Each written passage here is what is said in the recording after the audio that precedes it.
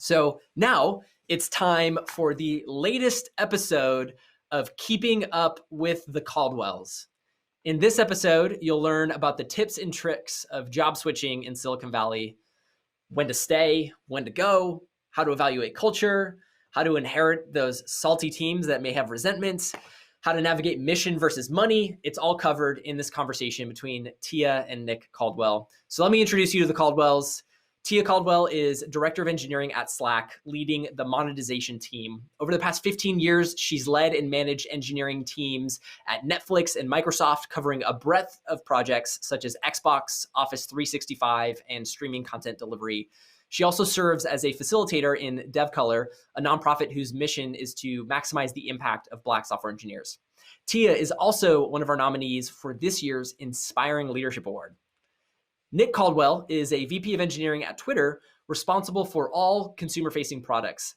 Previously, he was the chief product and engineering officer at Looker, acquired by Google, and VP of engineering at Reddit. He also spent 13 years at Microsoft, culminating in a role as general manager of the Power BI product family, where he rapidly transformed the company's business intelligence suite. Nick is also a board member for DevColor. Tia and Nick are co-founders of Color Code, a scholarship fund dedicated to future leaders of color in tech. Tia and Nick, thank you so much for joining and making this awesome conversation happen. Hello, thank you. Thank you for having us.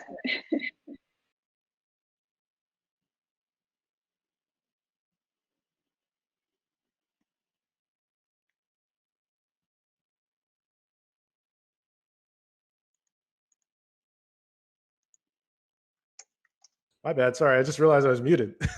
Thanks, guys. Want to say thanks to Jerry and the organizers, for inviting us. This is our third year at ELC. It gets better every year. Also, special thanks to the organizers for also sponsoring DevColor. We were able to give many DevColor members free tickets.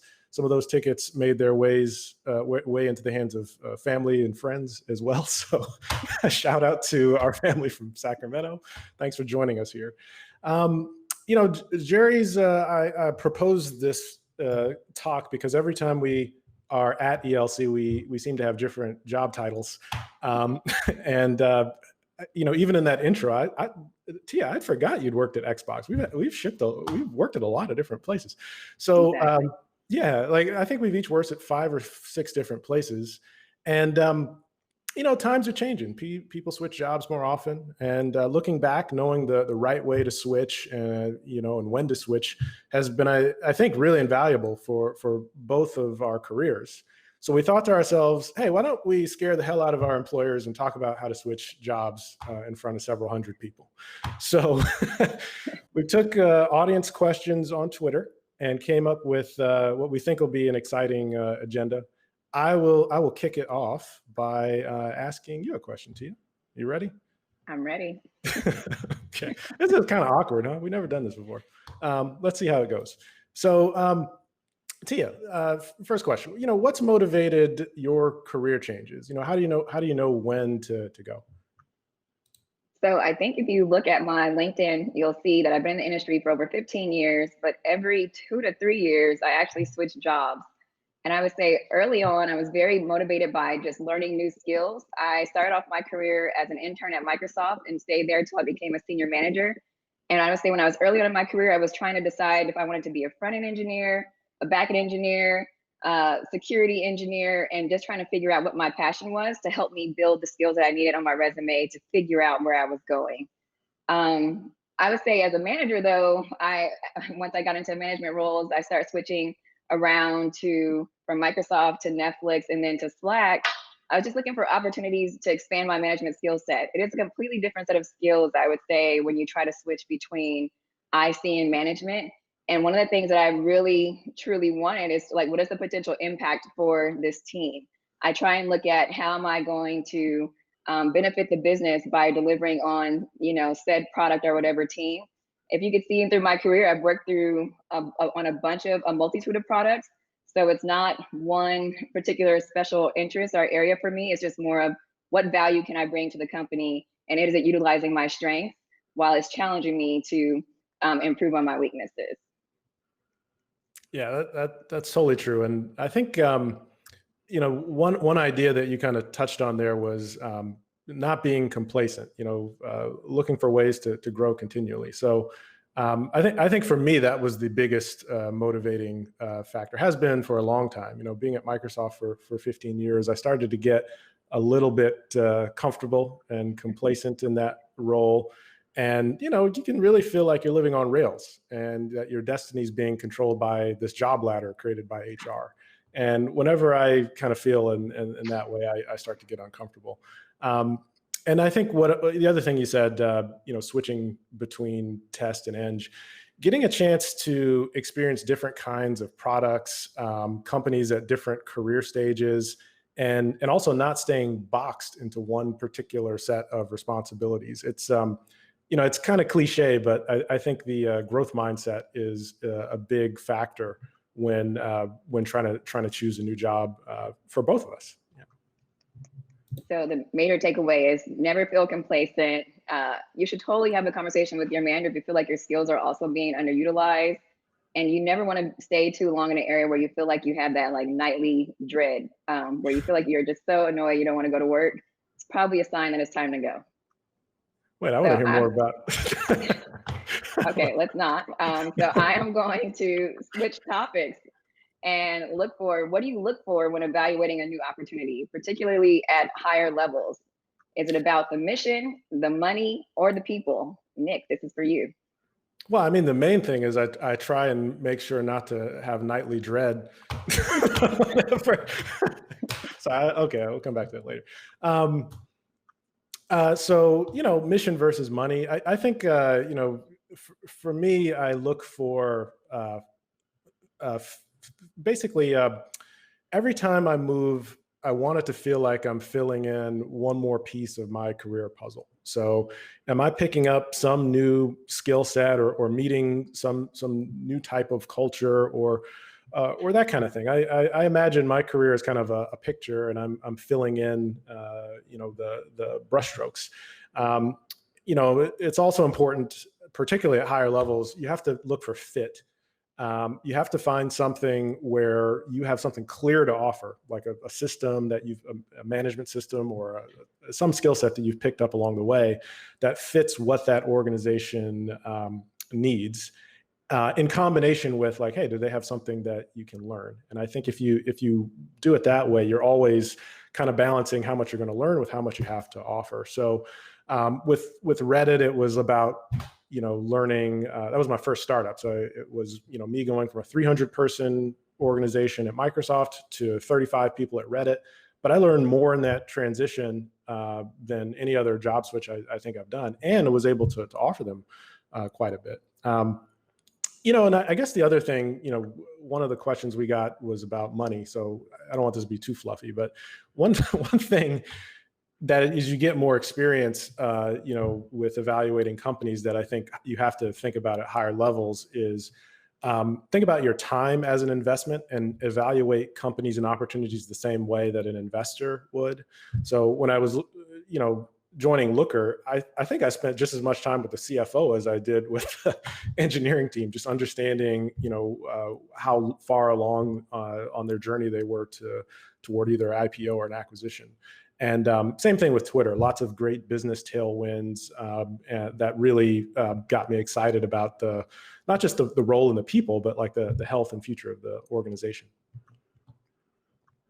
So I would say if I had to answer it for me, I would say I would pick definitely the mission and the people.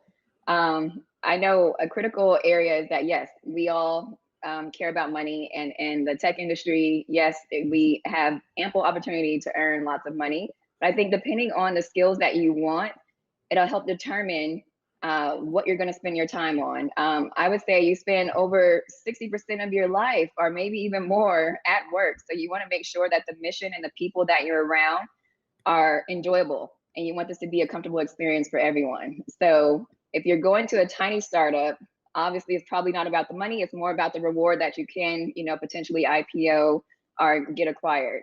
But if you're going to a larger company, like, the mindset is different. It's trying to figure out how, like Nick said, this framework of what skills that you have, how does it align with the business to help you, one, find a mission that's really important to you, and you're surrounded by people who you actually enjoy and care about. So that's a good transition to the next question. So, I agree, people are the best part of management, but when you're coming into a new company or a new team, at least in my experience, people don't always just welcome you with loving open arms. Sometimes you can be dealing with a few salty characters. I know you've had that experience in a few places. So I was wondering if you could answer, how do you ingratiate or build rapport, as you join a new team, particularly coming in as an outsider? So I think the first thing you can do is to listen and like cultivate genuine relationships. Understand the lay of the land, understand the people and the hierarchy. I think it will definitely take around 2 to 3 months for anybody to build trust with you. No one is going to come in off the bat and say like, yes, I completely trust my new manager and things are a go. You have to earn that trust over time. So one of the things that I typically do when I start any new team is I try to eliminate the guessing game or the game of telephone or whispers where people will say, well, what does this person care about? Who is Tia? What does she value? I'll try and publish a personal operating manual as soon as I join the company, probably within like the first week or two, just to help people understand my style, what I value. Here's are some common misunderstandings. Here are areas that I'm really trying to learn and gravitate towards. So that can take away a lot of the guessing game and make like people understand. And it depends on how vulnerable you want to be with your folks in writing this manual, but I highly recommend that. I think as you're doing this personal operating manual, it's very important to get some quick wins. So having some sort of structure where you have a 30, 60, 90-day plan where you meet with people, you understand some of the common observations without being too, I would say, attacking or being like a dictator, saying like, this is so wrong. Just listening and understanding how you can actually get around to taking some of those problems that you hear from people and getting those quick wins. And giving credit to those who actually helped you with these ideas or sparked an idea for here's an area of improvement that we can make as a team. I think once you do that and you show your recognition, you're giving like little drops in the bucket of like trust as you move on from month 1 to month 2 to month 3. Nick, you were smiling. Is there anything you want to add? You want to add to that? Do you agree? Or Well, I can't disagree with you. I definitely agree. No, okay. I would simply say that, if you're coming in externally, like they're hiring you for a reason. So it's good early on to figure out what that reason is by collecting feedback and, really being upfront that you're brought in to solve at least one problem. That could be part of your 30, 60, 90 plan. And then as you go and execute on that plan, spend time with allies, not detractors. If you spend time with allies, they will multiply out your agenda throughout the organization. And trying to convince detractors is often wasted effort. Now, it can be useful to identify them, but that's a separate conversation. So lead with the agenda, be clear about your 30, 60, 90 plan, find allies. That's how I'd tackle that. So let's see, we're being warned, we only have 10 minutes. So how about we'll pick up the pace on the next few. So Tia, best and worst career choices you've made and why? So I will start off with the worst. My worst career choice was I was in a role. I've been through this maybe multiple times. I will say in my career, I feel like I've been in situations where I've had to constantly prove myself. I had that toxic culture where I seen all the signs and the red flags, but I still decided to stay in there because there was something inherently within myself that I was trying to prove. And once I realized that I wasn't actually being rewarded for those things, or it actually wasn't aligning with my values, my stress levels were super high. I decided it was time to leave. And so you can always kind of get caught up in the money and drinking too much of the Kool-Aid and trying to be in your own little bubble of people around you where you're like, hey, I got to do this. But sometimes it's okay to leave. And I think that's one of the biggest things that I would say for a lot of people evaluating their careers, if they are not feeling fulfilled, and it changes. I would say when I was younger in my career, my levels of fulfillment were different from what I am now. it's okay to pack up and go. And so that's one of the biggest like lessons and takeaways I've had from my like worst experience. But it's happened multiple times, so clearly I haven't learned from my mistakes. Um, I would say my best was switching from quality engineering to developer or eng. This happened to me early on in my career. When I first joined Microsoft, I came in as a QA intern, and I would say day one, the first story I heard was, we're eliminating the QA role all up. So you better adapt or get out, and probably not so bluntly. But one of the things that I think was great was that I was fresh out of college, had the skills. It actually helped me become a better developer when I made the switch from test to dev, because I was able to utilize a lot of the concepts that we learn as a QA engineer on, like, here's how to be super thorough, here's how to release things in chunks, here's how to split up your work. And that kind of helped me just open up different avenues and paths to allow me to switch easier within the organization. Microsoft is a 180,000 person company.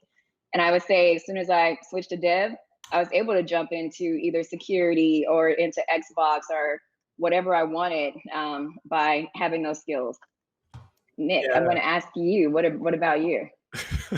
No, you nailed it. I think particularly as you climb higher in your career ranks, having exposure to other ways of thinking and understanding how other disciplines think and work and what matters to them is super important. So I think one of the most valuable, this is going to be the most controversial part of the session. So the most valuable thing I did as an engineering leader at Microsoft was to get an MBA.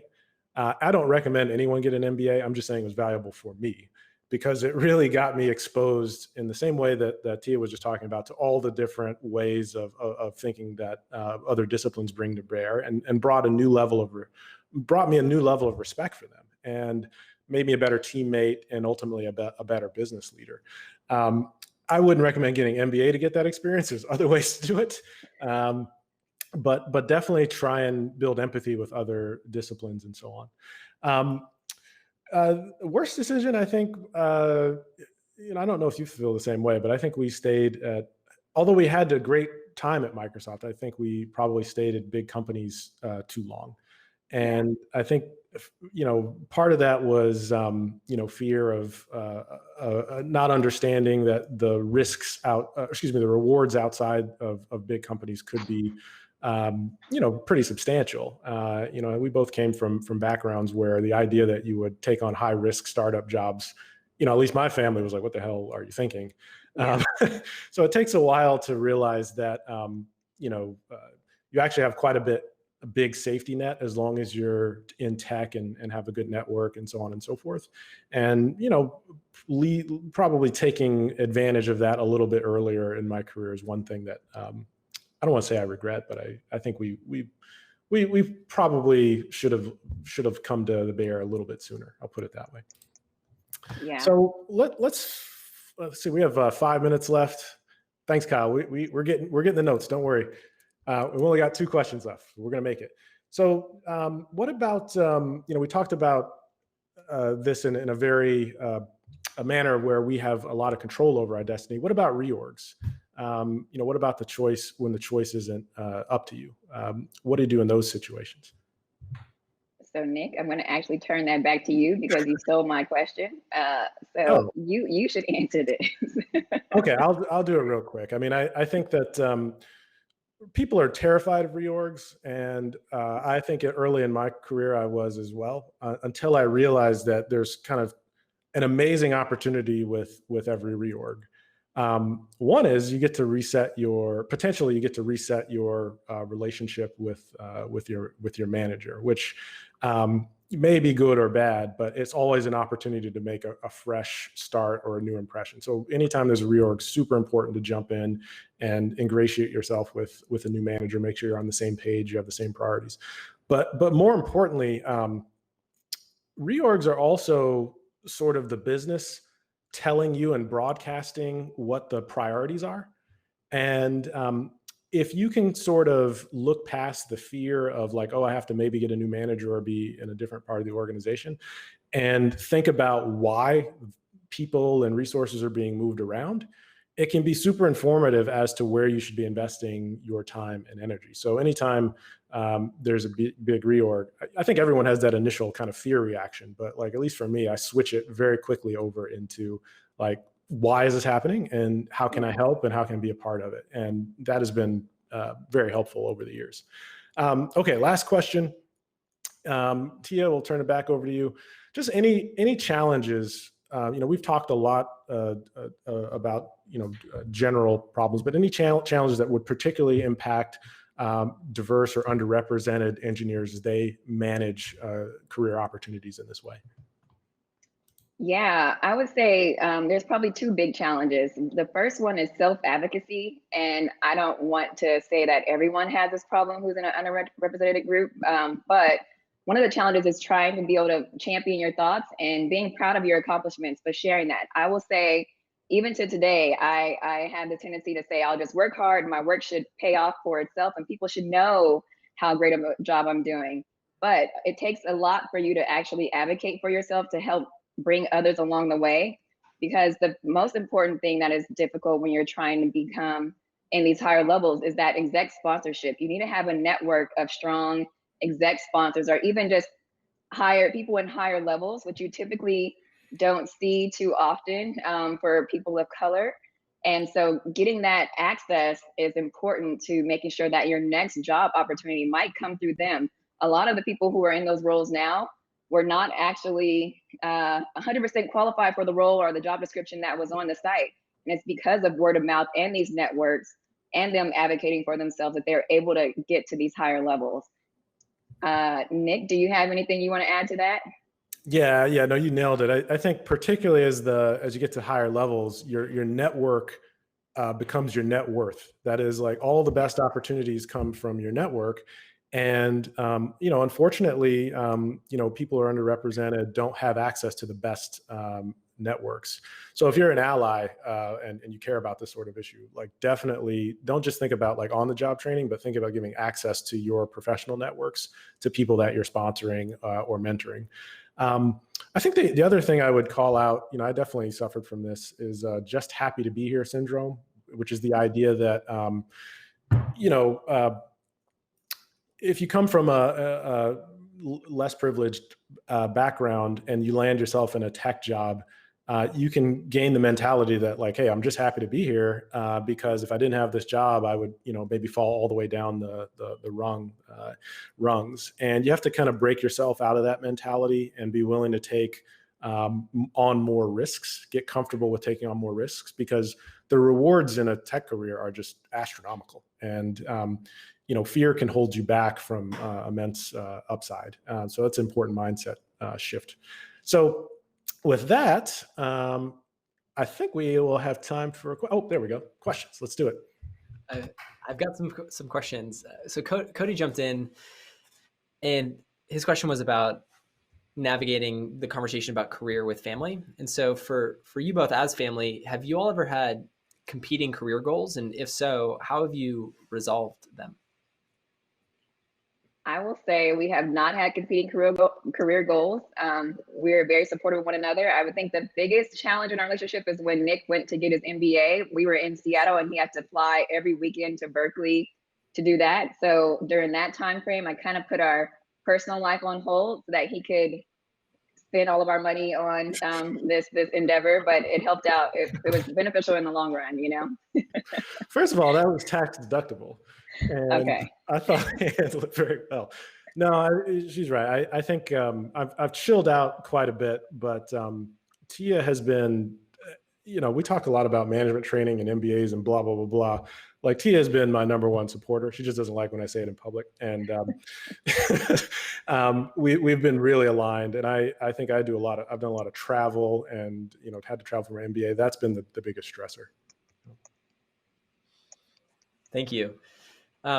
So speaking of MBA, Neha's question was about, are there other ways to get that similar type of experience to an MBA for, being able to get insight into some more of like the business skills or some of the other training that you get with an MBA? Is there another way to replicate that type of experience? Yeah, but both Tia and I were, so if you're at a big company, if you're at a big company, both Tia and I were part of what's called HIPO, or high potential training programs, where they explicitly expose you to other disciplines. If your company doesn't have that, you can get micro MBAs, which will simulate it, and you'll do kind of coursework or management training alongside other disciplines.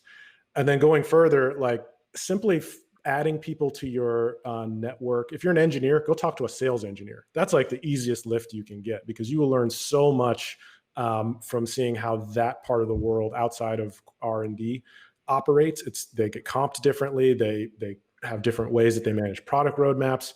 Like that's the lowest lift thing you can do to get exposure outside of just straight up engineering.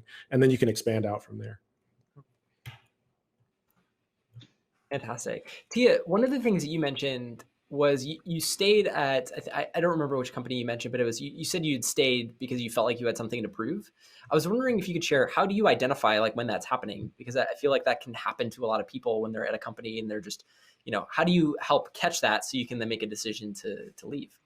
Yeah, I think it's just trying to find that alignment with your manager and making sure that it aligns with the career path. I think one of the things that you do is like you should have these career conversations, not only on when it's time for an annual review or, every 6 months. You should always be evaluating your skills and what you bring to the table on a monthly basis. And when you feel like you have to put in too much effort when it's clearly lined or where it's clearly laid out, then it's probably a sign that it's time to go. So if you feel like, hey, I'm doing this, you're aligned, you have a conversation with your manager, and you taking, charge of your career is important, because a lot of people won't do this exercise with you. Sometimes it just takes you putting it out on paper for them to see that, oh, I didn't realize you were delivering X, Y, and Z, and advocating for yourself. So I think that is the biggest takeaway from everything.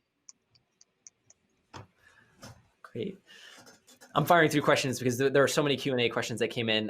This is the next one. Nick, you had mentioned earlier on about the career puzzle and trying to figure out, not only how does this opportunity fit within your career roadmap, but also then what's the value that you can provide an organization. Haroon had mentioned, imposter syndrome peaks whenever they're about to change companies.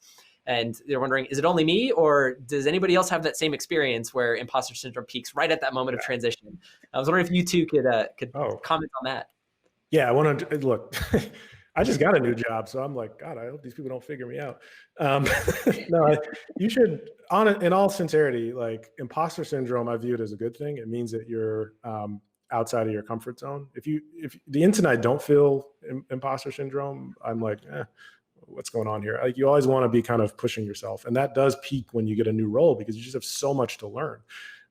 But you should just embrace that. I've completely view imposter syndrome as it means that you have put yourself into a position where you're about to learn a ton, and just accept that the people around you, at least I won't speak for Tia, but I think in general, like whenever I join a new company, people sort of know that and are going to be extra supportive, for some time so that you can land on your feet. Got it. Do I have time to answer or? Yes. Okay, got it. All right. I would say similarly to what Nick was saying, like imposter syndrome, we see it at all levels. I think it happens even when you're joining a new job, you have to give a big presentation, you're doing a panel like today. We all have it, but I think it's just embracing it with grace. I think everything Nick said was really important about challenging yourself, getting out of your comfort zone. You know what? And I'll just leave it at that. There you go.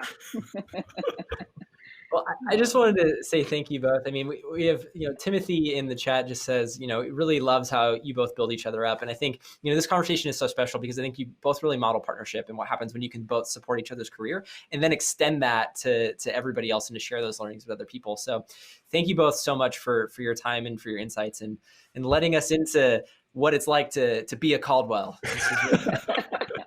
No problem. Thank you for having us. Bye.